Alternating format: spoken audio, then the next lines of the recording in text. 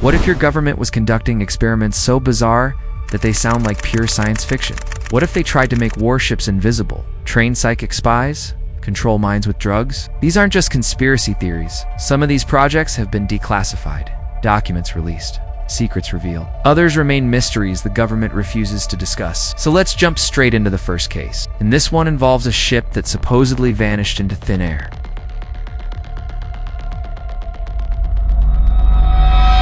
Number 5. The Philadelphia Experiment. Imagine a massive warship sitting in a naval yard. Suddenly it's surrounded by a green fog. The entire ship begins to glow, and in an instant it vanishes completely. Gone from Philadelphia, only to reappear moments later in Norfolk, Virginia, 200 miles away. This is the legend of the Philadelphia Experiment. And to this day, the U.S. Navy refuses to fully address what really happened in October 1943. The story begins with the USS Eldridge, destroyer escort. In 1943, the United States was deep in World War II. German U-boats were destroying Allied ships. The Navy desperately needed an advantage. According to the legend, they turned to a brilliant scientist, Nikola Tesla, or perhaps Albert Einstein. Different versions name different scientists. The goal was simple: make ships invisible to enemy radar, maybe even invisible to the human eye. The experiment allegedly took place on October 28, 1943. The USS Eldridge was docked at the Philadelphia Naval Shipyard. Scientists had installed experimental equipment, massive generators, electromagnetic coils. The theory involved creating an intense electromagnetic field around the ship. This field would bend light and radar waves, making the ship undetectable. At least that was the plan. At 0900 hours, the experiment began. Power surged through the equipment. The ship started glowing. A greenish fog appeared. Eyewitnesses on shore watched in amazement. Then something went terribly wrong. The entire ship vanished, not just from radar, but physically disappeared, completely invisible. For several minutes, nobody knew where it was. Then reports came from Norfolk, Virginia. The Eldridge had appeared there in the harbor, 200 miles away, stayed for a few minutes, then vanished again, reappearing back in Philadelphia. But the crew had suffered horrible consequences. Some sailors were said to be fused into the metal of the ship. Their bodies merged with bulkheads and decks. Others went insane, screaming about what they'd seen. Some reportedly caught fire, spontaneous combustion. A few claimed they could make themselves invisible at will, phasing in and out of reality. Several crew members allegedly vanished completely, never seen again.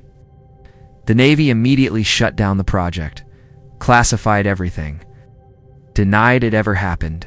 The story became public in 1955. A man named Carl Allen wrote letters to a UFO researcher named Morris Jessup. Allen claimed he witnessed the experiment. He said he was on a nearby ship, the SS Andrew Furuseth. He saw everything: the green fog, the disappearance, the horror. He provided details, names, dates. Jessup investigated but found the story impossible to verify. Allen later admitted to making some things up, but he insisted the core story was true. Here's the context you need to know. The U.S. Navy has officially denied the Philadelphia experiment multiple times. They released a statement saying they never conducted invisibility experiments. Ship logs show the USS Eldridge was in the Bahamas on October 28, 1943, not in Philadelphia. Crew members who served on the Eldridge later came forward. They said nothing unusual happened. It was a normal assignment. Researchers have found no evidence, no documents, no photographs, nothing. However, the Navy did conduct degaussing experiments. This is real. Degaussing involves creating electromagnetic fields around ships to make them invisible to eyes, but to make them invisible to magnetic mines. German mines that detected the magnetic signature of metal ships. Degaussing was highly classified during the war. It sometimes created strange visual effects, a faint glow, maybe even greenish light. Could witnesses have seen a degaussing test and misunderstood what they were seeing? So what really happened? Was the Philadelphia experiment real? Did the Navy accidentally discover teleportation? Or is it just a Cold War-era legend? A story that grew from a real technology into an impossible tale. The government says it never happened, but they also kept many projects secret for decades. Projects that sounded insane, till they were finally declassified and proven real. Number 4. The Montauk Project. What you're about to hear sounds like a science fiction movie. A secret government facility, time travel experiments, mind control, kidnapped children with psychic abilities, portals to other dimensions. This is the legend of the Montauk Project, supposedly conducted at Camp Hero on Long Island, New York. And some people claim it was the continuation of the Philadelphia experiment, taken to even more terrifying extremes. Camp Hero is a real place, an abandoned Air Force station at Montauk Point. During the Cold War, it housed radar systems, giant radar dishes, underground facilities. In 1981, it was officially decommissioned, closed down. But according to conspiracy theories, the facility never really closed. Instead, it became the site of the most bizarre experiments in American history. The Montauk Project allegedly ran from 1971 to 1983. The story claims the government recruited scientists from the Philadelphia experiment. They wanted to continue that work, to perfect it. They set up operations at Camp Hero. The massive radar dish wasn't really for tracking aircraft. It was a transmitter for mind control experiments, for bending space-time, for opening portals. The project supposedly had several goals: psychological warfare, time travel, tono-dimensional exploration, and recruiting children with psychic powers. According to the main source, a man named Preston Nichols, the experiments involved a chair. A special chair wired to amplifiers in the radar system. Psychic would sit in the chair. Their thoughts would be amplified, broadcast. They could influence people's minds, create illusions, even manifest physical objects. One psychic named Duncan Cameron was supposedly the star subject. He could visualize things so powerfully that they became real.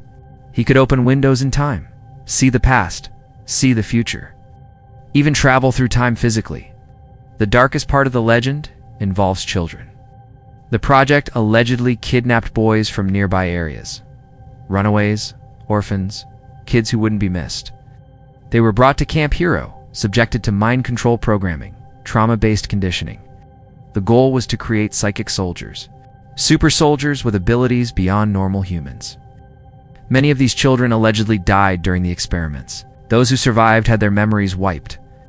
They were released back into society with no memory of what happened. The project supposedly ended in 1983. On August 12th, the anniversary of the Philadelphia experiment, 40 years earlier, Duncan Cameron was in the chair. He opened a massive portal. Something came through. A creature, a monster. It rampaged through the facility.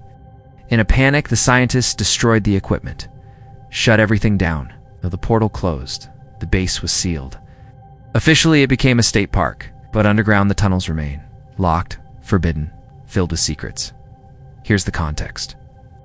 The Montauk Project has zero credible evidence. The main sources are Preston Nichols and Al Belloc. Both men told elaborate stories, but researchers found contradictions, impossibilities.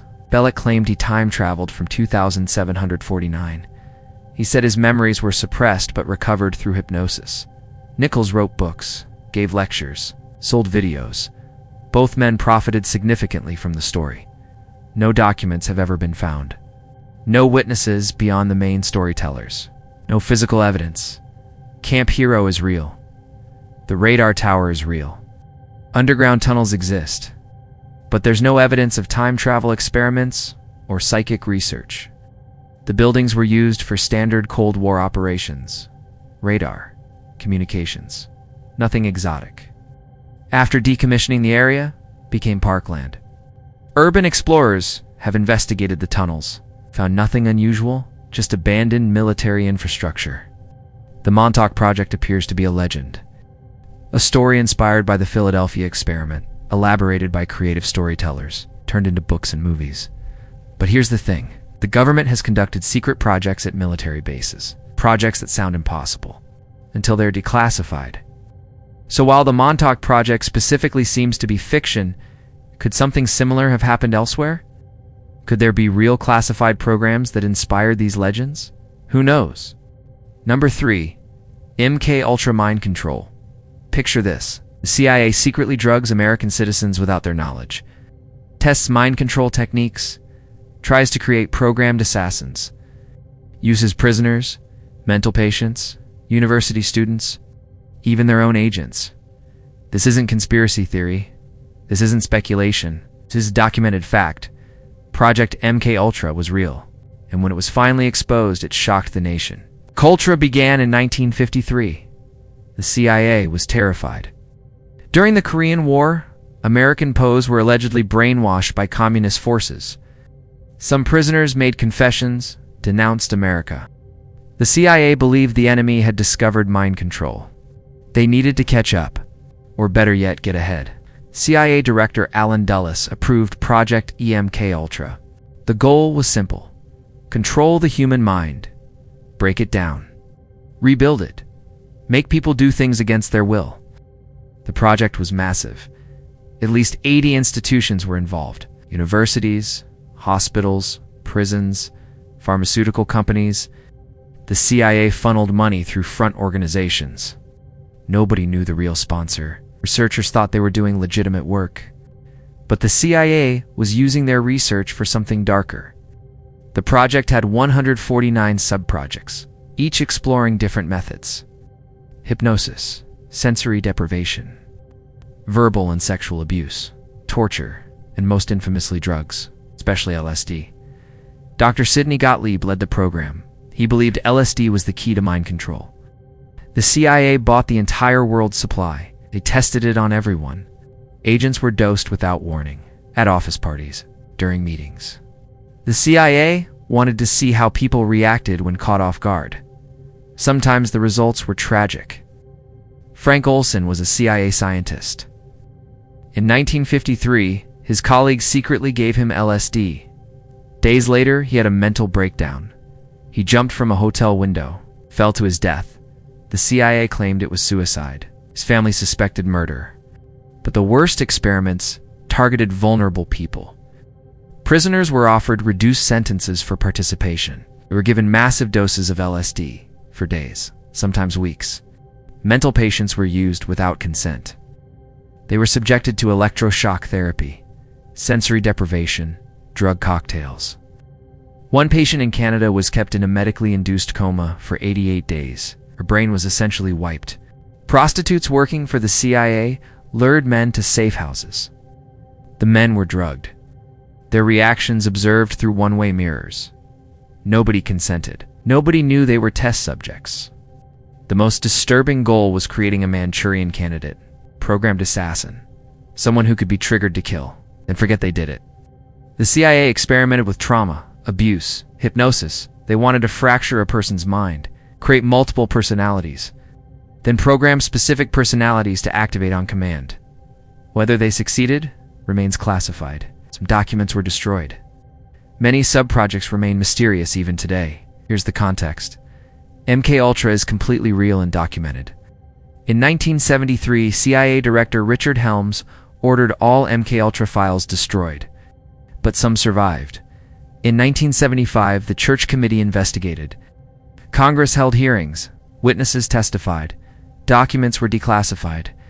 The CIA admitted everything, apologized, paid settlements to some victims. President Ford and CIA Director William Colby issued formal apologies. The full scope of MKUltra may never be known because so many records were destroyed. But what we do know is horrifying. The CIA violated every ethical standard.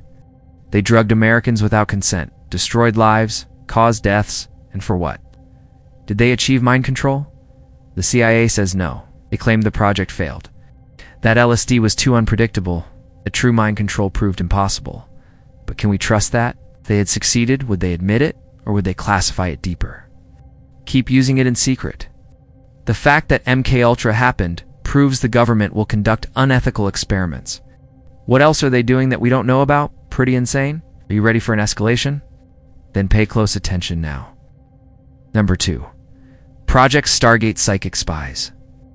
What if the US government spent millions of dollars trying to train psychic spies? People who could see enemy facilities from thousands of miles away, read documents in locked safes, find hidden weapons, all using only their minds. This sounds completely insane. But it's real. Project Stargate existed. It ran for over 20 years.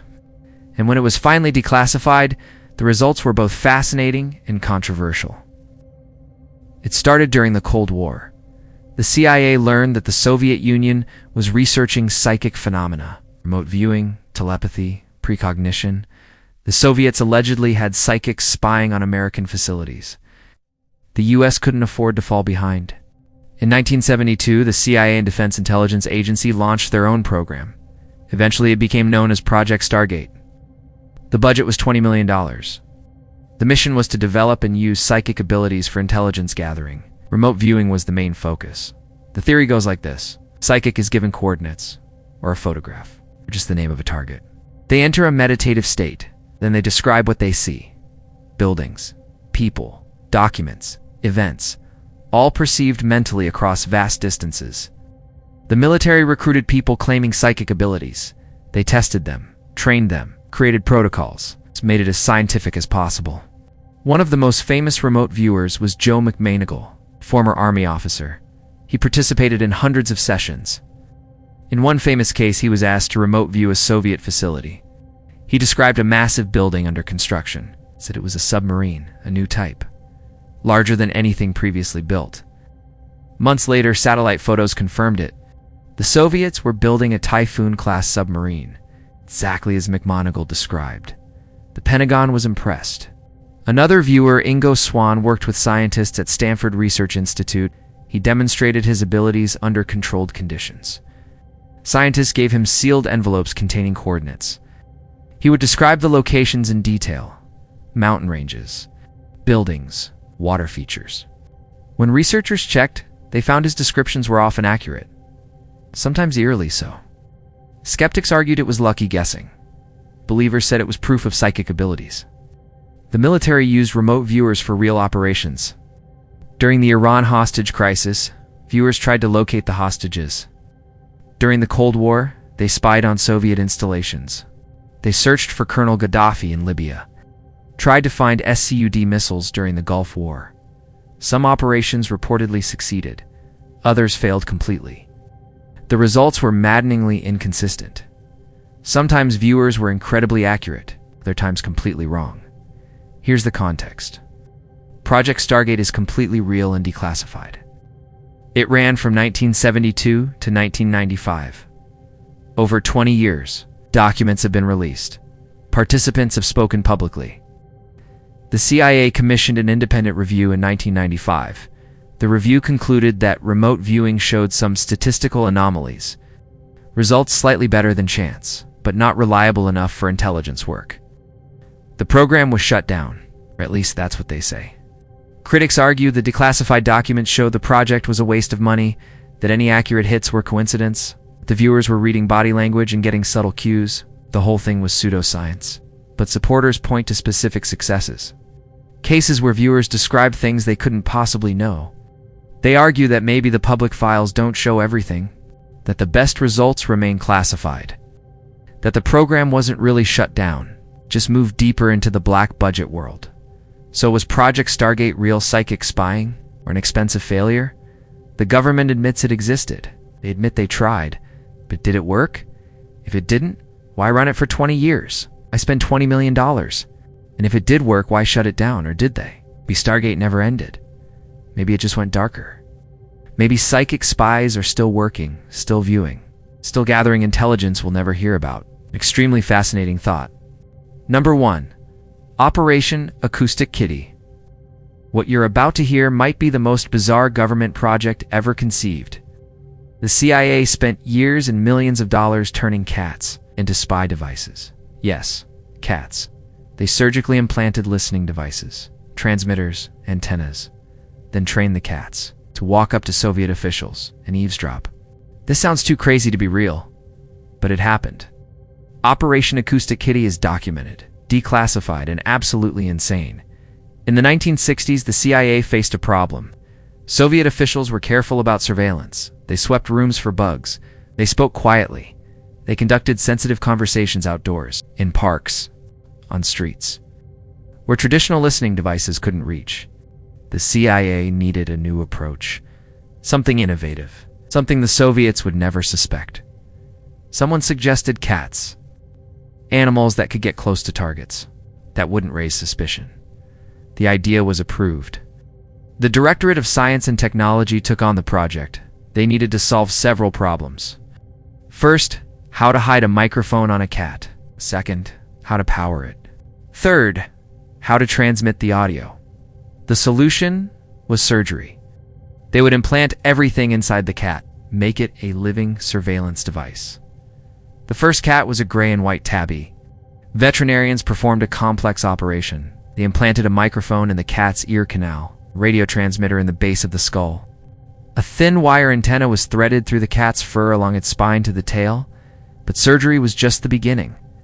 Cats don't follow orders. They get distracted. They wander off.